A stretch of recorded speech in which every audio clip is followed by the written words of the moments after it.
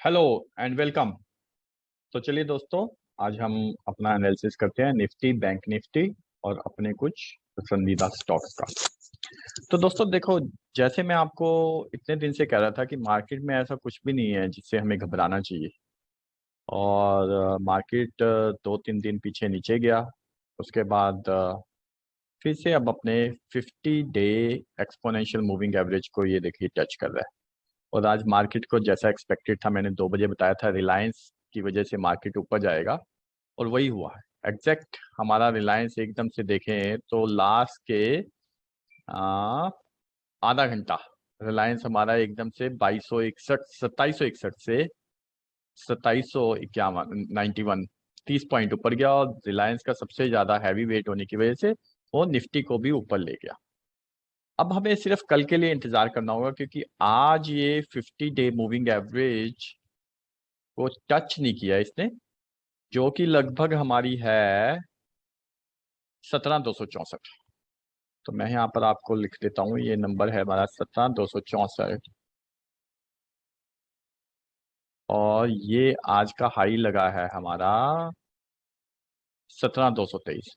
तो मुझे लगता है दोस्तों कि ये कल 17,264 के पास जाने की कोशिश करेगा, या हो सकता है वहीं पर खुले गैप अप, वहां पर प्रॉफिट बुकिंग होगी। तो हमें भी एक बार हमारे को अपनी पोजीशंस वहां एग्जिट करनी है। ट्रेडर्स को पोर्टफोलियो वाला कोई टेंशन नहीं है, उन्हें अपना बस पोर्टफोलियो बनाना है। ट्रेडर्स एक बार वहां पर जो भी आज कल हमने लॉन्ग लिए थे सपोर्ट पे, पिवट पे, और वो हमने एक बार प्रॉफिट बुक कर लेना है। ठीक है, अगर अच्छा खासा प्रॉफिट फिर हम देखेंगे, फिर हम आवरली या 30 मिनट चार्ट पे देखेंगे कि किस डायरेक्शन में जा रहा है। तो अभी हमें वेट एंड वॉच करना है। अगर ये क्लोजिंग हुई हमारी 50 डे एक्सपोनेंशियल मूविंग एवरेज के ऊपर कल, तो फिर हमारी मार्केट बिल्कुल 18,000 की तरफ जाने की कोशिश करेगा।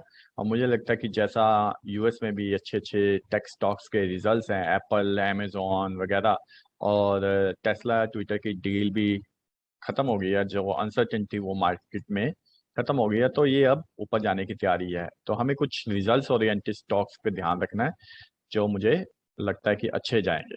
ठीक है, तो चलिए अब हम देखते हैं बैंक निफ्टी। बैंक निफ्टी भी वही है, सेम है।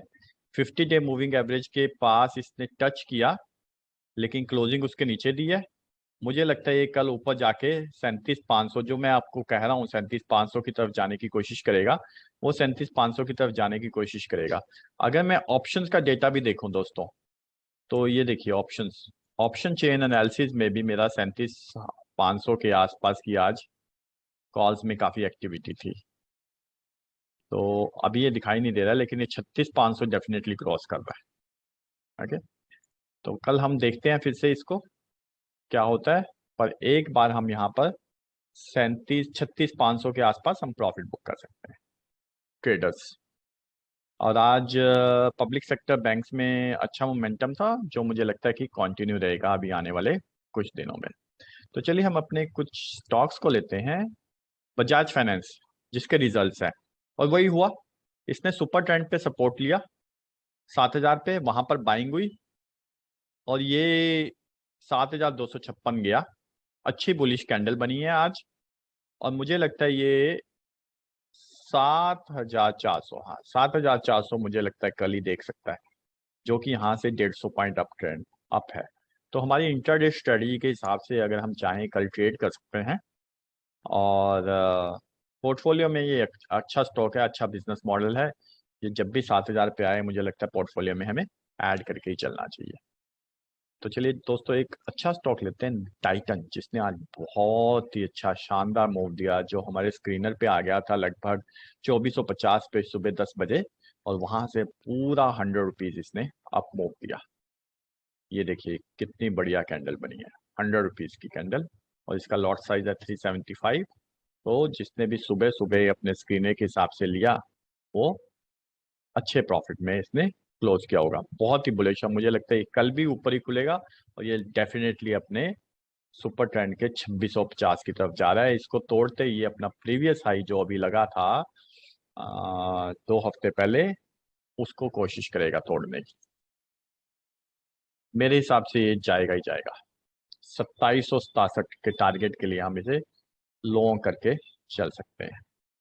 ठीक है दोस्तों, चलिए अब नेक्स्ट हम लेते हैं रिलायंस, जिसकी वजह से एक्चुअली मार्केट घूमा, जो हमें 2 बजे अपना स्क्रीनर पे इंडिकेशन आ गया था।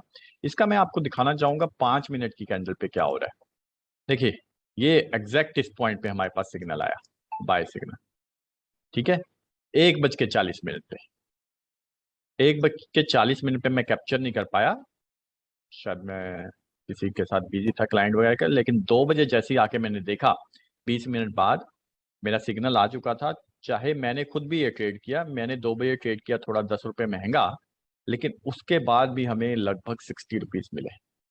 देखिए, 2734 से लेके नॉन स्टॉप 1 घंटे में 2794 गया, और इसी ने मार्केट को घुमा दिया। और मार्केट को अगर देखना चाहें आप 5 मिनट कैंडल पे, तो सेम वही हुआ है।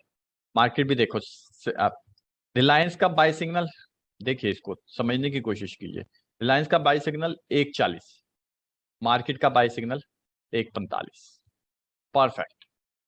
ठीक है, और वैसे ही घूमा मार्केट भी। यहाँ से देखिए, यहाँ से जिसने कॉल ऑप्शंस ली थी, और कॉल ऑप्शंस में दिखाऊंगा मेरी अपनी कॉल ऑप्शन की प्रॉफिट, ये देखिए आपके सामने प्रॉफिट ट्रेड 31,782 रुपए। ठीक है ना, तो ये बिल्कुल इनलाइन चला, रिलायंस ही आज मार्केट को ऊपर लेके गया। हम सोच रहे थे सुबह इन्फोसिस, विप्रो वगैरह ये मार्केट को ऊपर लेके जाएंगे, लेकिन एंड में तो 1:30 बजे के आसपास सब कुछ चेंज हो गया और रिलायंस ने मार्केट को घुमा दिया। तो दोस्तों, ये था आज का एनालिसिस। तो मैं दोबारा से यही कहना चाहूँगा, अभी मार्केट में ऐसा कुछ खराब नहीं है जिसकी वजह से हम शॉर्ट्स क्रिएट कर सकें। बाय ऑन डिप्स ही है अभी, लेकिन हाँ, मार्केट्स अभी अपने इम्पोर्टेंट लेवल्स को क्रॉस नहीं कर पा रहा है, एक्सपोनेंशियल मूविंग एवरेज 50 डेज को। तो इसलिए हमें थोड़ा सोच समझ के ट्रेड लेना है, और ट्रेड हमारा इंट्राडे लेना है। अगर हम स्टॉप लॉसेज होते हैं कोई बात नहीं, stop losses is part of traders life. Okay, तो इट्स ओके, इंस्टेड कि हमारे करोड़ों में लॉस हो जाए, छोटे छोटे लॉसेज आर फाइन। ठीक है, तो बहुत ही सोच समझ के आपने ट्रेड लेना है।